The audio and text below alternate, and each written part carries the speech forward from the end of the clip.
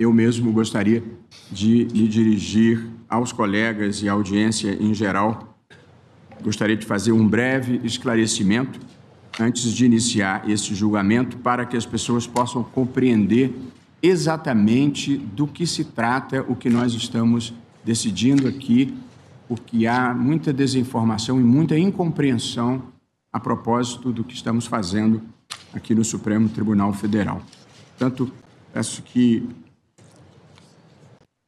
atentem para algumas ideias que eu vou compartilhar tão brevemente quanto possível. Polarização existe em todo o mundo e sempre existirá onde houver liberdade de pensamento.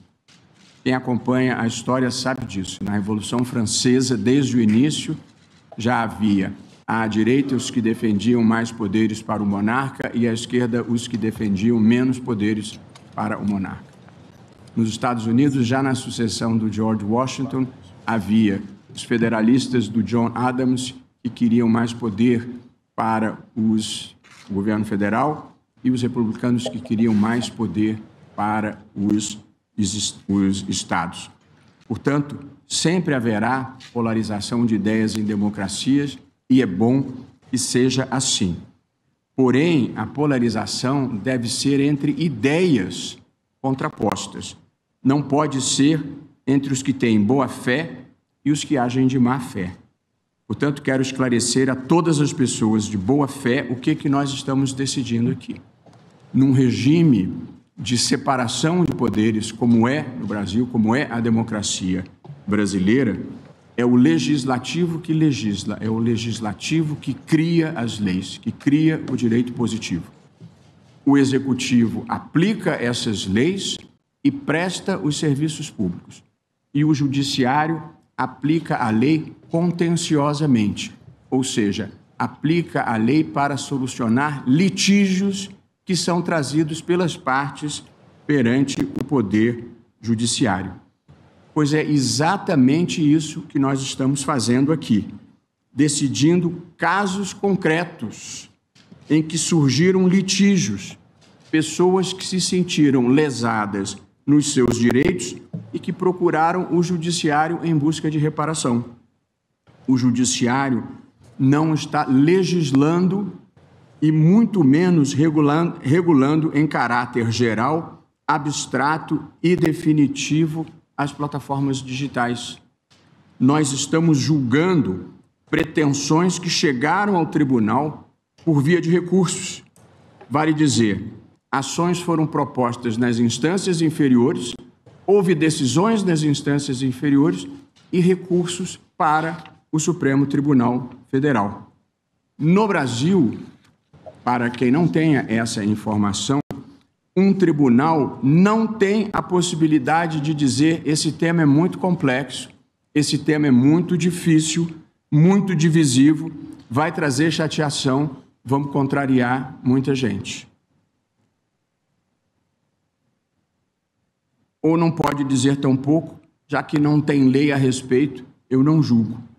A lei de introdução às normas do direito brasileiro veda o non-liquid, que literalmente quer dizer não está claro.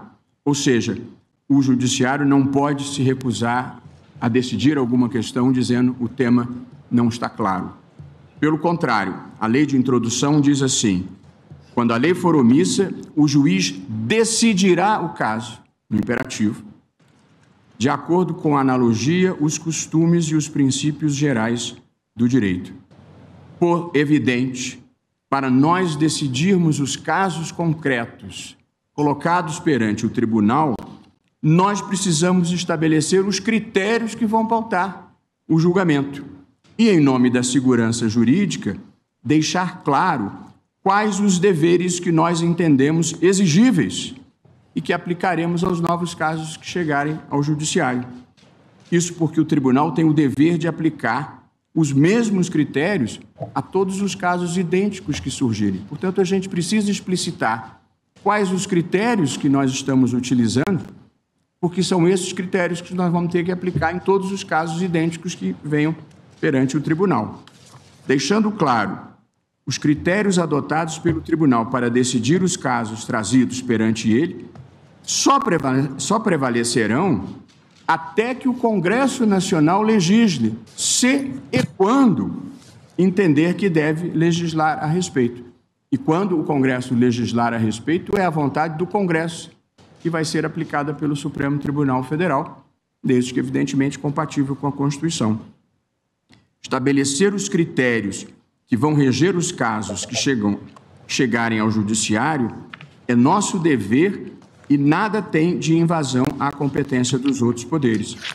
E muito menos tem a ver com censura. Nós estamos discutindo responsabilidade civil. Nós vamos decidir se as pessoas que ajuizaram as ações têm ou não têm direito a uma indenização.